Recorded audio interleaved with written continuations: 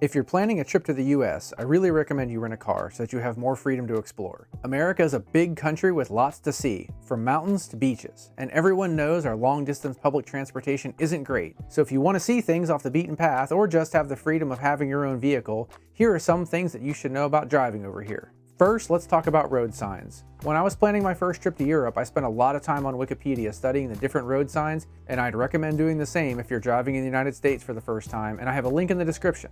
Most of the signs are pretty self-explanatory, but there are different shapes and colors from what you're probably used to, so it will definitely help to take a little time to review them so that you're not seeing them for the first time while driving. Interstate numbering. The US has a system of roads similar to the A roads in Europe called the Interstate Highway System. Interstate roads are normally higher speed roads designed to bypass cities and the traffic around these cities. They are signified by a blue marker like this. The way that the numbering works is also worth understanding. Odd numbers travel from north to south, and even numbers travel from east to west. 2-digit numbers are the main interstates, while 3-digit numbers are for the roads that bypass cities or connect one interstate to another. While there are many signs telling you what cities the roads lead to, we more generally are focused on cardinal directions of the roads. An entrance sign will always tell you which direction you're going to be going when you get on the interstate. Speed limits. There is no national speed limit in the United States. It's up to the individual states to determine these speed limits. So, for example, if you are on Interstate 95 traveling through multiple states, the speed limit will change as you cross state borders. Don't worry though, there are signs as soon as you cross into a state that will very clearly tell you what the speed limit is, so just be careful and pay attention and it won't be a problem. The next question you might have is, do people drive the speed limit? In general, the answer is no, they do not. We have a strange relationship with the speed limits here. Many people will say that they always drive 5 or 10 miles per hour over the limit, but the speed limits are enforced. While speed cameras are becoming more popular here, they are still not common, and I've never seen one on a major road. So, for the most part, the speed limit is enforced by police officers monitoring traffic by radar. They often park in these central median areas of the interstate. If an officer sees you speeding, they can pull you over and give you a ticket. So, if you see a police car pull up behind you with the blue lights flashing, you need to put your turn signal on and pull over onto the shoulder of the road. Stay in your car, and I'd recommend keeping your hands on the steering wheel so that they can see them. When they approach, roll down your window if it's not already down, and they will ask you for your driver's license and car registration. This will be your rental agreement for the car if you're driving a rental car. They will likely give you a ticket that you will have to pay. Normally you can pay online, you do not pay the police officer. Personally, I prefer the speed cameras in Europe to this method of finding speeding cars. It's much simpler, safer, and less nerve-wracking than getting pulled over on the side of the road by the police. And while we're talking about speeding, I think that aggressive driving has increased over the last few years. Passing in no passing zones, weaving in and out of traffic, and even crazy actions like this guy. People just seem to be in a rush and are more impatient, and it's even showing up on the roads. So be careful and watch out for these people. Now, for the most part, people are polite and courteous and follow the rules, but just watch out for the people who don't. Next up, we'll talk about lane use and passing slower traffic. From what I've seen in Europe, slow traffic always drives on the right side, and you always pass slower cars on the left. While this may be the law in many places in the US, it is not followed in most places. In general, people will pass a car in whatever lane is available to them. It is not uncommon to be passed on the right, or to be passed on both the right and the left at the same time if you're in a center lane. I know, I don't like it either, but it's just how people drive here, so you should be aware of it. Okay, now let's talk about right on red. I want to explain how this works because it seems to be controversial. It's pretty simple. If you pull up to a red light, you come to a complete stop at the corner, and then you make a right turn after you make sure it's safe to do so. For that right turn, you essentially treat it as you would treat a stop sign.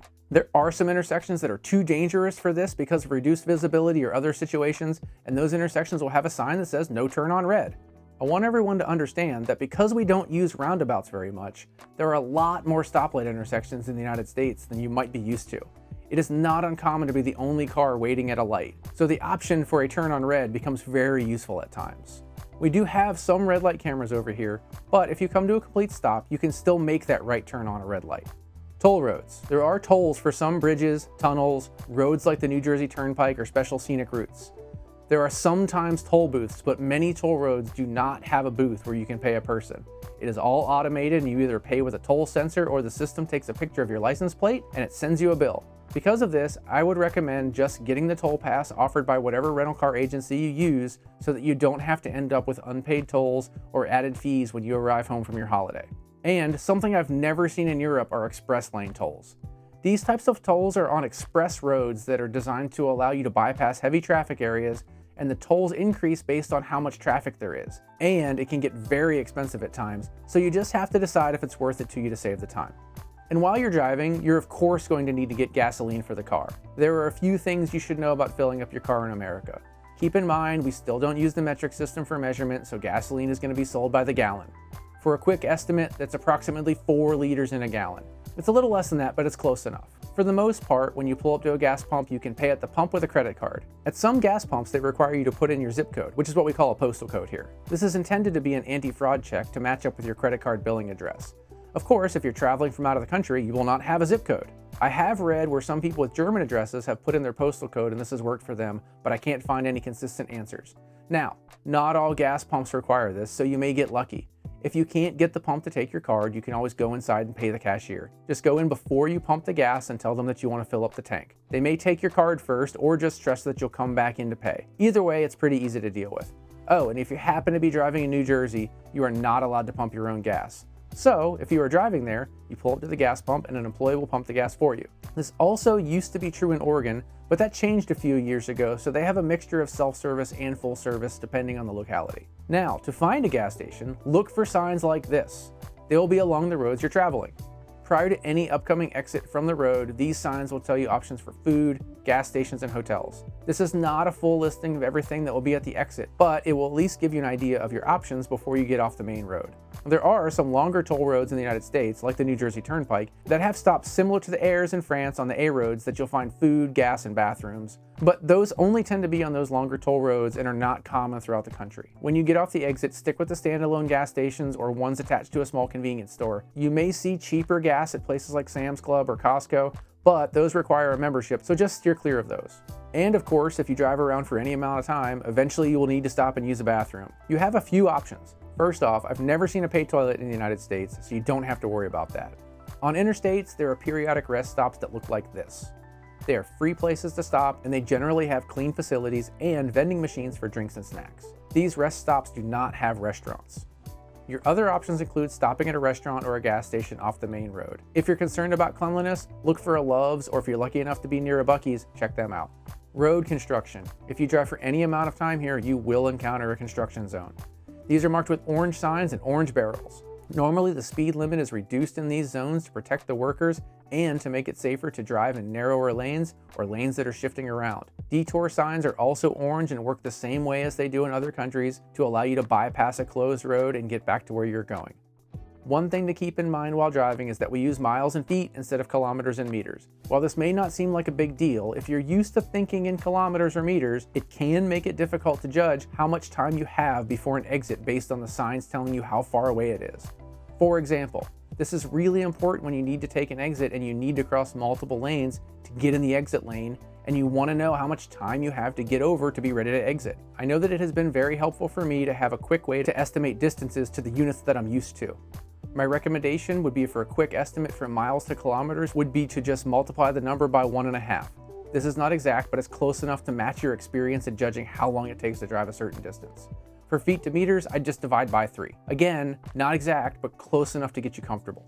School buses and school zones. Most school buses in America are large, bright yellow buses. There are a few rules you have to follow with respect to these school buses. The buses have 2 different color flashing lights, amber and red. When the amber lights are flashing, the bus is getting ready to stop. When the red lights are flashing, the bus is stopping. When these red lights flash, both oncoming traffic and cars behind the bus must stop. They will also extend a retractable stop sign at this time. Once the flashing red lights go out, traffic can resume. However, if you are on a divided road with a solid median or barrier in between the lanes, you are not required to stop if the bus is traveling in the opposite direction from you. But you still have to stop if you're behind the bus, even if you're in the left lane. And during certain times of the day, the speed limit is reduced next to a school. In the mornings and afternoons, signs like this will be flashing to indicate a reduced speed during this time to increase safety for students. This is one of the places where you might even see a speed camera in the United States. Just be careful and pay attention to the flashing lights. Cell phone rules are different in every state, but most states ban cell phone use and texting while driving. Some even ban hands-free use of phones while driving. You should make sure you understand the rules of the state you're driving in, or even better, just don't talk on the phone while driving. It's a distraction.